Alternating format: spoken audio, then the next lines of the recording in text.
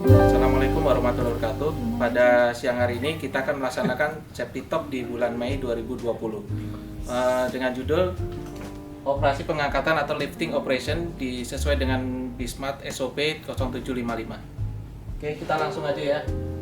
Untuk secure moment pada hari ini adalah beberapa faktor yang kita alami di PT Badak, antara lain sebagai berikut. Di mana terdapat adalah unsafe condition, di mana masih menggunakan lifting tools yang substandar. Nah, ini alangkah baiknya kita tidak gunakan lagi karena di PT Badak sudah ada aturan menggunakan lifting tool yang standar dan sesuai dengan pewarnaannya. Kemudian adalah unsafe act, di mana masih terdapatnya pekerja yang berada di bawah pada saat pengangkatan berlangsung. Terus yang ketiga adalah near miss, atau biasa kita tahu adalah hampir celaka, dan ini hampir mengenai pekerja dari tersebut. Dan yang terakhir adalah accident. Nah, dari keempat ini, jika di tiga antara unsafe condition, unsafe acts, dan near miss terdapat temuan, alangkah baiknya seluruh pekerja memberitahu kepada pihak officernya, bahkan supervisornya, bahwa sudah terjadi kejadian tersebut, sehingga dari PT Badak sendiri memfollow up untuk memperbaiki secara berkesinambungan.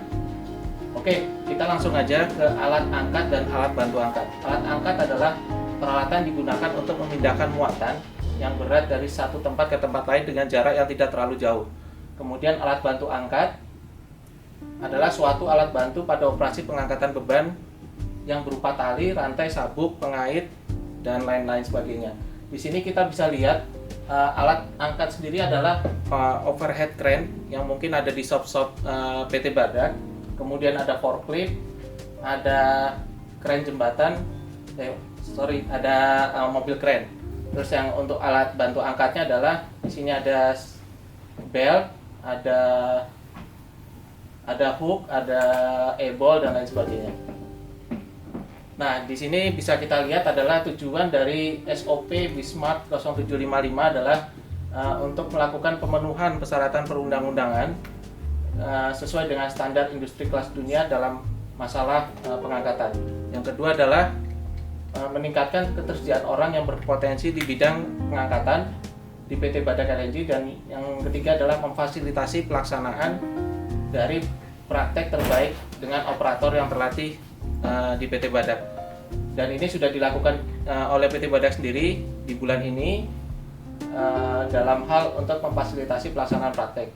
Untuk ruang lingkup sendiri, karena ini dilakukan di PT Badak, maka pemanfaatan semua alat angkat tetap maupun bergerak yang dimiliki oleh PT Badak dan dioperasikan di PT Badak. Yang kedua adalah operasi pengangkatan rutin, sederhana, rumit, dan kompleks yang di PT Badak juga. Ruang lingkupnya hanya sekitar itu aja.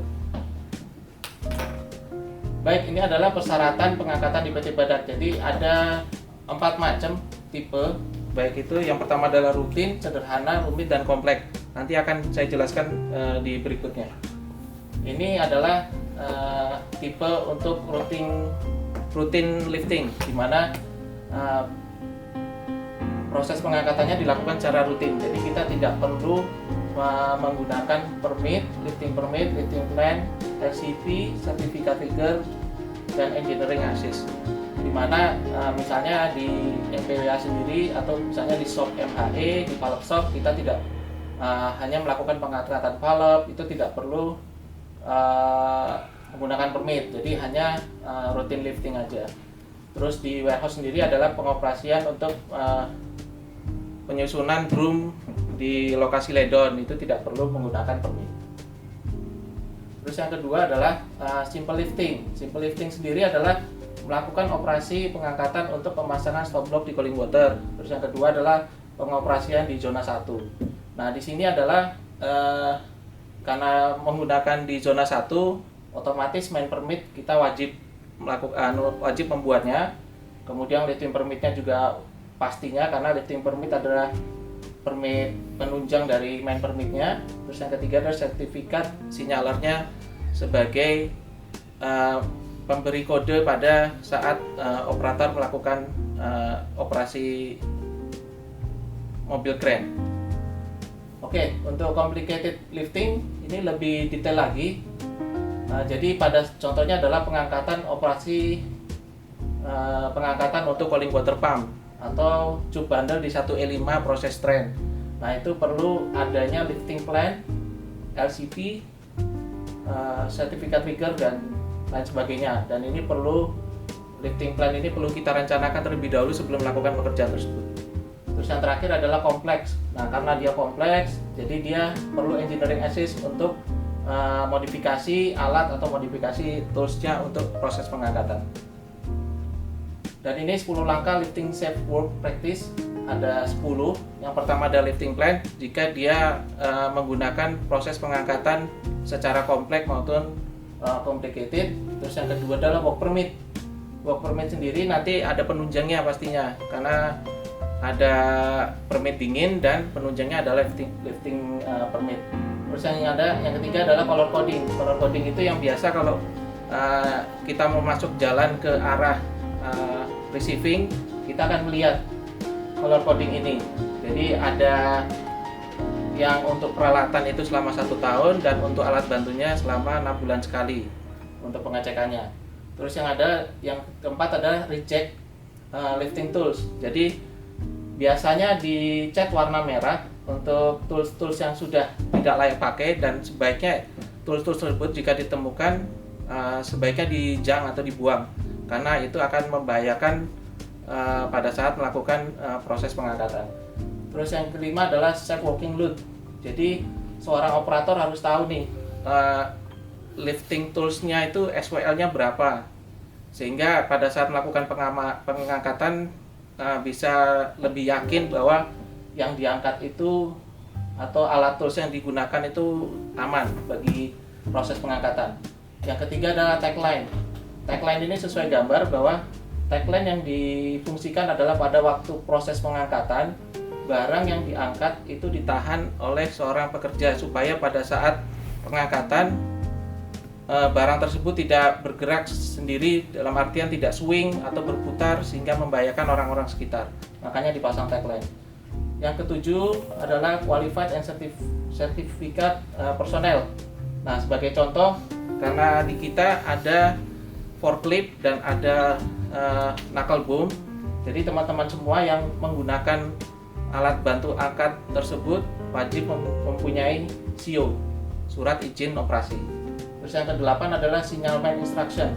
Seorang operator wajib mengetahui semua instruksi yang diberikan oleh signalman pada saat melakukan pengangkatan. Yang 9 adalah safety line.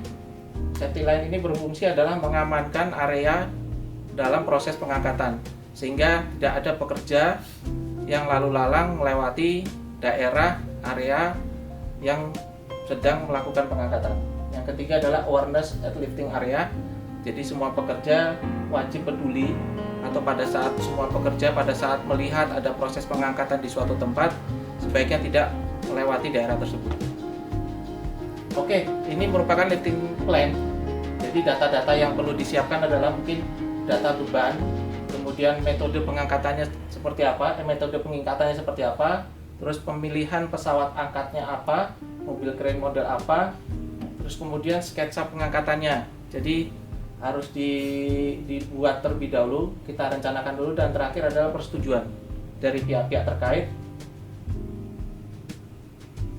Nah, kemudian karena kita di MPWH sendiri lebih banyak menggunakan forklift, jadi saya mungkin agak lebih membahas ke arah alat angkat untuk jenis forklift.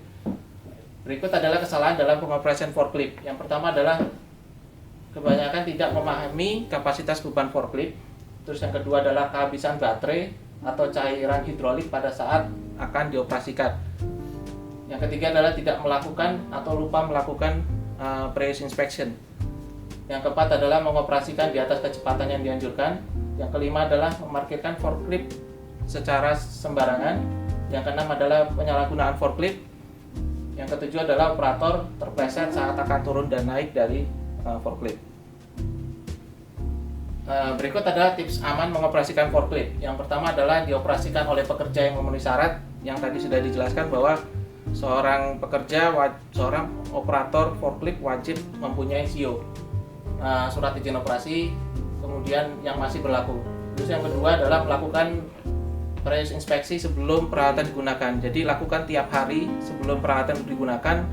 Begitu sudah dilakukan, maka jika menemukan suatu peralatan yang anomali, sebaiknya dilaporkan ke pihak officernya maupun supervisornya untuk ditindaklanjuti untuk dibuatkan work request. Kemudian yang ketiga adalah memakai APD yang sesuai. Yang keempat adalah memperhatikan sekitar lingkungan pada saat pengoperasian. Yang keenam adalah pastikan beban stabil dan aman saat dilakukan pengangkatan. Jangan sampai menaruh barang-barang pada palet dengan banyak, sehingga pada saat pengangkatan barang-barang yang di palet tersebut akan berhamburan. Kemudian yang ketujuh adalah tidak ada pekerja yang berada di bawah beban saat proses pengangkatan. Dan yang terakhir adalah pastikan beban forklift tidak overload dan lakukan distribusi barang secara merata dan aman. Oke, mungkin dengan berakhirnya ini saya sampaikan bahwa Safety Talk hari ini mungkin bisa sampai selesai, sudah selesai, dan untuk tanya jawab atau pertanyaan nanti akan disampaikan oleh Bu Fidian via WA. Dan buat teman-teman tolong di like ya, untuk like, comment, and subscribe untuk video ini. Kurang lebihnya mohon maaf. Wabillahi taufiq wal hidayah. Wassalamualaikum warahmatullahi wabarakatuh.